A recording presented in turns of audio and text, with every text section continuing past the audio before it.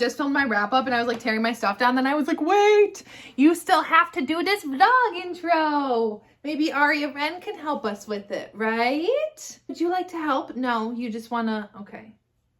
Okay, goodbye. I have an exciting vlog today for you guys. So this is in collaboration with Cheyenne from ThatTallBookGirl. She texted me and she was like, we need to do another collab.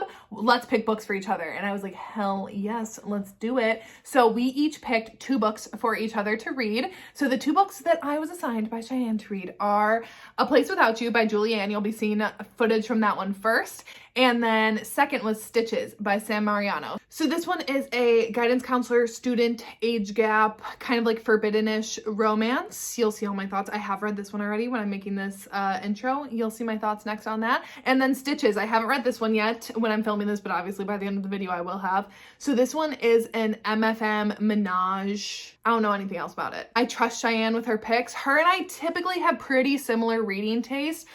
We pretty much either like the same books or like our tastes are kind of aligned, that I know if she really loves something, I have a pretty good chance of liking it as well. I love Cheyenne. I'm very excited to do this video with her, and you can check out her video. I'll link her channel down below. Obviously, if you're not already subscribed, do that when you're over there, but make sure that you go and watch her video once you're done with this one so you can see the 2 books that I picked for her. And yeah, see how she enjoys them. I'm very nervous. I'm very nervous about one of them that I picked for her, because after I picked it, she told me that she had actually started it a couple times and she's never gotten past like the first chapters. And I was like, oh my God. Okay, well, fingers crossed she likes it. But if not, I guess it'll be fun to watch her rage about it. So anyways, that's it for this intro. Like I said, you'll be seeing vlog footage. Spoilers ahead, because I don't know how to make a spoiler-free vlog. And yeah, jump on in. And then make sure once you're done with this, go check out Cheyenne. I just realized I should probably do a check-in for, what's it called? What am I reading? A Place Without You by Julianne. So this book, this is the first one that I started for this vlog. And I think I'm maybe like 17. You know what? This lighting is like a little harsh. Can we like, can we just like tone it down a little bit? That's a little bit better. I'm getting ready to go to a musical. Anyways, I'm like 15 to 20% into this book so far. And so far I will say I'm liking it. Is it kind of like insta-lovey? Yes. But I do really like the free-spirited nature of the heroine and how like the banter between the 2 of them just flows really easily. Like they're very quick with it. They're very flirtatious and I like that. I liked them meeting at Coachella. Like I just thought that was fun. I love going to music festivals, so I think that was like a cool setting to begin the book at. So now she does know that Bodhi is her new guidance counselor, but she's 19 in school, so she's like has to repeat here maybe because she was in a helicopter crash, I guess. I don't know. It didn't really get addressed yet. So I'm interested to get more into like her emotional depth, because right now we haven't really seen any glimpses of that whatsoever. So I'm excited for that to come. So far so good. Like I am enjoying it. Yeah, I don't really have that much else to say about it. I honestly forgot and I was like, oh shit. See, this is the thing. I'm really bad with vlogs. I just get reading and then I forget that like, oh, when I'm doing vlogs, I have to like update you. It is Friday, January 27th right now when I started this. Hopefully I'll read a little bit more when I get home. I don't know, this plays like 2.5 hours with what, like a 15 intermission or something, 15-minute intermission. So I don't know, I'm gonna be home late. I don't really have any other plans for the rest of the weekend though. So hopefully I can get some more reading in tomorrow. We're supposed to also get like 5 to 7 inches of snow or something. Where did that come from? I don't know. So yeah. Hello. We're looking a little worse for wear, but it's Sunday, so truly what is the point of looking any sort of presentable? I do have a live show tonight, but I'm not looking for presentable for that either. A Place Without You. I realized that I don't think I've updated since Friday evening, which I haven't read a ton. Well, I have read more. Okay, so I think I'm at about 60% right now. So actually a lot has happened. So they did get found out about having a relationship, but then like he was still able to keep his job because they kind of like lied to get out of it a little bit. And he basically then had to cut off contact with her, and seeing her deal with that and what that kind of did to her emotionally was hard. The thing that I'll say about this book so far is that I do feel connected into the emotion of these characters, especially when Bodhi was talking about, for a while I was kind of getting annoyed. I'm like, why does Bodhi say that he's a fuck up all the time? Why does Bodhi say that he like it's his fault and like that he has to like live on his ranch with his dad, whatever? I'm kind of like, what is the point? Like, why is this how he is right now? And then when we learned what happened, that was rough. And then when he said that he had caught his dad writing like a suicide note again, and then that was like the 4th time or something, like I feel the emotional drain that these characters are going through. I still feel like Henna so far not as much. We do have more of her backstory, but I still feel like she hasn't hit that point yet where she's fully like, or maybe she's never going to hit that. Maybe she has already passed it. I don't know. I'm kind of waiting for us to see that moment where she finally like kind of breaks down and lets the weight of everything kind of hit her, but it hasn't yet. And maybe that happened like before we picked up with the story. I don't know. That's just what I'm kind of like waiting on. I'm waiting for that moment for her, because while I do love her free-spiritedness and I loved reading about her travels, like even though we didn't get a lot in depth, we did see like little times of her out and about in the world. Like I love that, and I love that she dropped out of school and like her parents were cool with it, and then she just got to go and travel the world. That's all fun, and I really enjoyed that. And I liked that they were keeping in touch, and when they said their like goodbye and everything, like that was emotional. That was good. And maybe it's just the cynic in me though of having been in a long distance that I was like, y'all aren't gonna make it. I mean, I'm glad that they found their way back to each other, but when they were away, when she was off traveling, I'm like, they're not gonna make it. So I wasn't surprised when they broke up, but I did like them that they found each other once again at Coachella. And yeah, I don't know. So far, I'm liking it a lot. I like the writing. It was a little insta-lovey for me in the beginning. I do like now that we got her traveling for like 2 years and now it's forward a little bit. It makes way more sense than when before she left to travel, she like proposed to him. And I was like, hold on, where did that come from? It's a little insta-lovey. The beginning was for me. I liked their banter and their kind of like initial spark, but then when that like continued into like them actually kind of having a relationship, I was like, hold on here. I don't know about that, but I'm really liking it more so now that we're in the future and that they've been through like some trials, like together and separately, even though they haven't spent like a ton of time together in recent years. I don't know. It is 12:55 on Sunday. I am currently watching, because while I ate my lunch, I'm watching Fast and Furious 6, one of my favorites in the franchise, and I think I might finish that and then jump back in to the book. I don't know if I can finish tonight. I think I only have like an hour and 40 minutes left, so I probably can. I don't know. We'll see. Actually, I probably should, because then it's already Monday tomorrow, and this video is going up on Friday. So actually, yeah, I'm gonna try to finish tonight. Okay, I can't be bothered to sit up, but I was just, also my eyes are like burning. I just shed like a couple of tears, but my eyes burned. I'm like, am I allergic to tears today? I don't know. I'm on chapter 40. I'm 77% of the way in. And the last chapter where Bodhi and his dad just kind of got everything out on the table. That was really beautiful. And I have a feeling that, yeah, he's not going to get to that doctor's appointment. I don't know.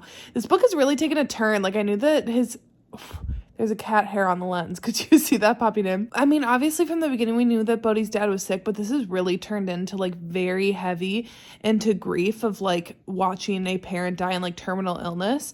And it's heavy. It's hard. I am very fortunate that I still have both of my parents here, but this is like my biggest fear in life. And it's making me very emotional reading it. I ultimately really love how Hannah is like really supporting Bodhi through it. I don't know, man. I don't know. I have a feeling this last, like 20% is gonna be rough. Hello. Let's check in. We're not looking much better, but at least we're clean. Skin is so dry. It's like, I can't even stand the feel of it. So I finished A Place Without You before I got in the shower, so I had time to sit and reflect in there about it. So I haven't marked it yet on Goodreads because I don't know yet. I'm kind of torn. It's getting a solid 4.5 stars. I really, really enjoyed this book a lot. The emotional aspect hit for me once I got past like the insta love of Hannah and Bodhi's relationship. I was really on board with them, and they really did. I don't know how she did it, but they really did just have like an instant connection, which like doesn't make any sense that like that worked, but it just kind of did for them. Hannah helping him get his physician's assisted suicide. That was really tough and hard to read, and you knew when Barrett was like, he doesn't have to know, just do this for me. I'm like, there's no way that he's never gonna find out. Like, there's no way that we get to the end of this book and that is just like a secret, you had to know that was going to come out. And I did think that then the ending kind of resolved a little quickly, because we literally had 20 minutes left of the book when he found out about that, and I was like, oh shit, we still got I don't know, I feel like a lot to work through in a short amount of time, but I did kind of like that the postcard thing came full circle and that he was able to go and travel and that then he was writing her postcards, but that she didn't like get them until her birthday and that he planned that like cute surprise for her. I did really like that, and actually I think it made it work with the fact that like he went away and had his turn to travel and just like how she did and how then they were both able to come back together after that. One of the big things I guess that is like keeping it from being a full 5 stars for me is that just so much of the second half of this book was surrounding Barrett and his illness, which that's not a bad thing. I just feel like, I don't know, at certain points I was like, can we get a little bit more into their relationship again? I just felt like it was a lot of like Bodhi and his dad's relationship and then Henna and Barrett's relationship.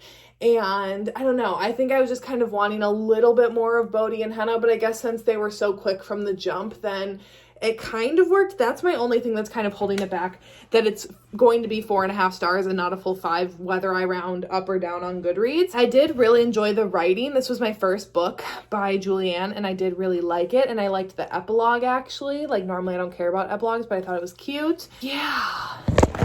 Oh my god. Okay. Rude. Oh my god, I've just been sitting here talking. And it must have stopped recording when it dropped. Okay, well, I quite literally, I don't know. I don't really have that many more thoughts. I don't know what it would have left off at, but I really like Julianne's writing. This was my first book that I've ever read by her. And I really loved the scene when Henna went to go tell Bodhi at school about his dad not waking up. And Gail, the principal, trying to stop her and her being like, actually, fuck you, Gail, out of my way. I was like, But then the security guard, like, about to unleash his weapon, I was like, sir, you need to chill. But yeah, anyways, really see why Cheyenne picked it for me to read, because it definitely gives like the forbidden, because it definitely gives some of like the forbidden vibes. But it's not like so focused on that. It's really like emotionally driven. So it's Sunday evening, so I'm going to go make dinner. I think I'm going to make oatmeal. I don't really have much for groceries because I was going to go on Friday, and then what did I end up doing on Friday? The roads were really slippery, so I didn't go on Friday. And then I was like, I'll go Saturday. Then we were supposed to get a bunch of snow Saturday, and we did, but then it was supposed to be done by this morning, so I was like, then I'll go this morning. And then I woke up, and there were like 7 fucking inches of snow. So I still didn't get to the grocery store, so I got like barely any groceries, but I have enough to at least get me through tomorrow. And then I think by tomorrow after work, I should be able to go to the grocery store. So we have the Out of Bounds book club live show tonight, so I don't know how much reading I'll get done. I probably actually won't start anything else. Anyways, I'll probably start Stitches tomorrow. I'm very excited for a San Mariano book because she's been on my radar for so long. I don't know, I'm kind of in the mood for something like really hot. Like A Place Without You, that was great. Very like emotionally driven, but like now I kind of want something just like super hot. Am I always sitting here for check-ins? I think so, honestly, because I forget to do check-ins any other time until I sit down to like do my makeup, do my hair, do my skincare. And then I'm like, oh shit, you haven't checked in yet. So I don't think I've checked in about Stitches yet. So I did start. I'm like 17% of the way through so far, and I'm liking it. I will say, oh my God. I was like, what is that in the reflection? It's my computer. I paused it on a commercial and it was a random hand. That was scary. I am, what did I say? Like 17% into Stitches. So I will say, like, the first chapter 2, I wasn't like super intrigued, but you know, I mean, that's literally the first chapter or 2. But now that I'm kind of into it, I'm like really into this story. And I just ended at the part, I was reading it over my lunch breaks, then I had to stop, and I was like, oh my, and I was actually kind of glad that I stopped, because I'm like, I don't think I want to read this next scene and have to like work. But I stopped at the part where Sebastian told Moira, so Sebastian and Moira are married, and then their best friend Griff, or like his best friend, but like they're as a couple, they're best friends, whatever. So Griff was like, I need out of our business, whatever. He's like, I can't be around you guys. Well, he didn't say that. But then they realized that he is lonely and he wants Moira, but he doesn't want to say anything. Also, whenever I hear the name Moira, does anyone else just think of Schitt's Creek? Because that's all I can think about. Divad. That's all I can think about with this name is like Moira from that show. But anyways, Sebastian realized that like Griff is going to leave them if they don't do something about it. So he just straight up tells Moira, I want you to take off all your clothes, go upstairs. I'm inviting Griff over. I'm going to talk to him and then he'll be up to see you. Sir!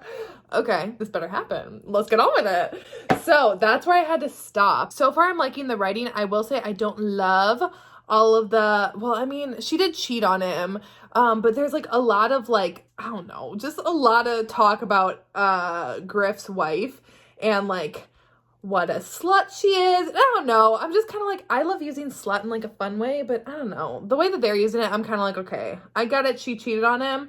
But, like, does he even want her in the first place? And, like, y'all, I think, want him. So, like, it's all going to be for the better. I don't know. I am excited to get back into it. Although, I know it looks like I'm getting ready for bed. I'm literally not. I'm actually getting ready to go see a movie. But I'm doing my skincare beforehand. So that way, because it's like a work night, you know. When I get home, I'm just going to want to crash or read. So I don't want to, like, wear makeup to the theater. And I want to pop my contacts out. But I'm going to go see Megan. We're covering it on the podcast this week. And I'm kind of nervous. I don't do well with scary movies, but one of my friends is going with me because Katie no longer lives here. So we can't go see scary movies together anymore. So one of my other friends is going with me. It's free popcorn night and it's also $5 movie night. But I just realized, I don't know if I ever said it's like ends of this fucking drop onto my hand. The like end of this lotion, but I love it. It's 1,000 Christmas wishes. I don't care that it's like almost February. I love it so much. I realized that today's Tuesday and I have to, so then I'm like, I kind of have to be done with this book by Thursday. Not like by Thursday, but on Thursday because I need to have this video edited and uploaded to go up on Friday. So I kind of got to go cranking along a little bit and I got a busy week this week, but that's okay. It's good to be busy. We'll see. I'm just really hoping that it comes through with the spice. I'm so sad my Kindle has to charge, but here's the thing. It forced me to stop reading and to give you guys an update because I've been doing poorly of that because I just got on a roll with this book and I couldn't stop. So I'm now about 50% into Stitches and it's delivering. It is delivering. I'm loving Sam Mariano's writing. First of all, for some reason, I'm just like clicking with it. You know, sometimes you do, sometimes you don't. This is one of those times where I'm just like really clicking with it. I genuinely like the three of the characters. I really like their dynamics. So I really like how Sebastian is very dominant, very alpha, very like things need to go his way. He's like you can tell why he would get as far as he had in business with how he acts. To complement that, I really like Griff's softness and he's like a little more sensitive. He's a little more emotional about things. He doesn't think of things in such like a black and white kind of way that Sebastian does. And it just like is a nice compliment. And I love Moira. She's very sweet. She's very like subservient and she kind of seems like how she like cooks and cleans and whatever, that sometimes I would kind of feel like, am I kind of like annoyed by her? But I'm not. Like, you can just tell that she's doing it because she loves it. She loves caring for Sebastian and now she's loving caring for Griff, not Griffin. Just the way that she interacts with the both of them and the both of them together. So far, we've only had one together scene and I'm going to need another. Please and thank you. It's been alluded to that there have been others. And I'm like, why haven't I been able to be a part of that? Rude. But I'm just really liking the pace that her and Griff's relationship is developing in terms of like an emotional level now. Like I do get the emotional connection between them, but I also get the emotional connection between Sebastian and Moira, which is what I really needed. And what I really lacked in Give Me More by Sarah Kate when that was another like MFM menage, although that one was like, there was some like action in that one, but I never felt the connection between the husband and wife in that story where like I feel the connection between the husband and wife in this one. So it's just working for me. It's hot too. It's what I needed. I just needed something that was like a hot, fun time. And this is delivering on that. And I had to like stop myself from reading to give you this update and to charge it. I'm going to be leaving here soon. I'm going to dinner with one of my friends tonight. So I'm excited to see her. I think actually I've talked about this in another vlog. It's one of my roommates from college and we normally meet up once a month for dinner, but over the holidays things got a little busy. But she's gonna be having a baby soon. So like this might be one of our last chances to do like our monthly dinner before there's either a guest or it just is gonna look different because we normally meet at like this bar. So anyways, I'm looking forward to that, but then I'm really looking forward to diving back in when I get home. I don't have anything else to do tonight, and I'm very anxious to finish this. I'm going to try to finish it. I think I still have like 2.5 hours left in it, but I'm thinking that I could still pull that off tonight because I'm just very into it. So anyways, yeah. I forgot to update earlier. When I was doing my skincare, how did I forget that? We always do it then. Or when I got back from dinner earlier before I was quite literally in bed with my sound machine going. So no, it didn't suddenly start raining where you are, unless maybe it did. That is in fact my sound machine. Hello, little bean. Hi. Are you ready to go under the covers? Let me readjust because Arya's going to want to go in her spot. Go under? Okay. And that's how she likes to lay at night. Stitches. I got to like 75% earlier, so I'm probably going to finish tonight. I'll probably do my last update tomorrow because I'm already like tired. And normally when I finish a book late at night, I don't feel like whipping out my camera. I feel like rolling over and going to bed. I'm still really loving it so far. Like I honestly don't really have many complaints about it. My only thing is that I don't like Ashley is personally frustrating me as well. So like I like it that she's this antagonist, but this better not devolve into like organized crime. Like for once, I don't know what it is.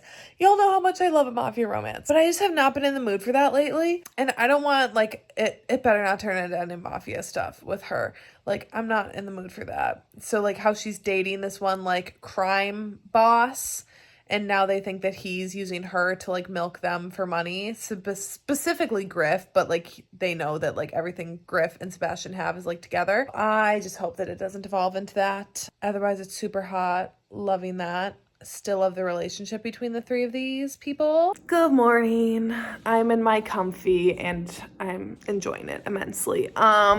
Anyways, I finished Stitches last night. I ended up giving it 5 stars. Here's the thing, like, I don't know. I was kind of torn on my rating because the ending, so I'm about to spoil it here, which I always spoil in vlogs, but I guess if you've made it this far and you really don't want to know the ending, then click out now.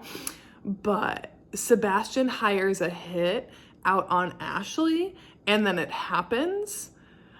And I was just kind of like, is this where we're going now? I don't know. We never really, I feel like it kind of came a little bit out of nowhere, but also like I was happy to have the Ashley problem solved because she clearly wasn't going to just like go away. It did obviously cause some tension between Griff and Sebastian, but here's the thing. They were like majorly fighting and there was 10 minutes left in the book and they were like legitimately going at each other. And I was like, okay, how are we supposed to resolve this? And then all Moira does is give a little speech about how her family is safe. She doesn't care. Because this is the thing with Griff. He tried to kind of like not turn Moira against Sebastian, but kind of be like, Moira, he killed someone. You like, aren't you scared of him? She's like, no, I don't give a fuck. He's my husband. I trust him. He protects his family and whatever he has to do to protect the people that he loves, which is us, I don't care. And you know what, Moira? Kind of respect. I really like Moira, actually. I could see why some people, you know what? No, I'm not even going to make any counter argument for her. I love her. She lives the life that she wants to live. She doesn't have any huge goals or like aspirations outside of like her family, her husband, the people that she loves. She likes doing the like routine at home kind of like typical traditional wife duties of like cooking, cleaning, that kind of stuff. She enjoys that. And you know what? If she wants to do that, go for it. If she wants to have her 2 hot husbands, more power to you, Moira. I respect your arrangement. You know what? And I really liked her. And I also liked her like spirit and the way that she really interacted with Sebastian. I liked Griff too, but I will say towards the end I got more annoyed with Griff. And I was like, you are fucking things up for them. And I was kind of like on the same page as them of being like, you made this giant mess and Sebastian came in and cleaned it up for everyone. So like you can't sit here and be all like boo-hoo for someone that you didn't even like. I'm sorry. But honestly, I was like, you didn't even fucking like Ashley either. So what does it matter that she's gone? She's no longer a problem for any of you. You know who did that? Sebastian. You know who couldn't do shit about that? Griff. It delivered on the heat. It delivered on the emotional connection. It was just fun. I just like thoroughly enjoyed my time. So like I'm giving it 5 stars. I loved it. Is this like an absolute favorite of all time now? No, but I fucking loved this book. It was just very enjoyable. It was what I needed. and I'm very happy that Cheyenne picked it for me. And it was also a great introduction, I feel like, to Sam Mariano books, because I've been wanting to read Untouchable for forever. This was kind of like my first introduction to her writing, and I really liked it. And also I feel like I got a good sense already of what kind of like asshole characters are to come in her other bully books, because I feel like Sebastian already, you know, kind of radiates that energy a little bit. That's the end of this vlog here. If you've made it to the end here, hello, thank you. Also, make sure that you go check out Cheyenne's video where I picked her books for her, so you can go see what 2 books I picked for her. Show Cheyenne all the love, because I love her. And yeah, anyways, that's it for today's video. I'll see you when I see you.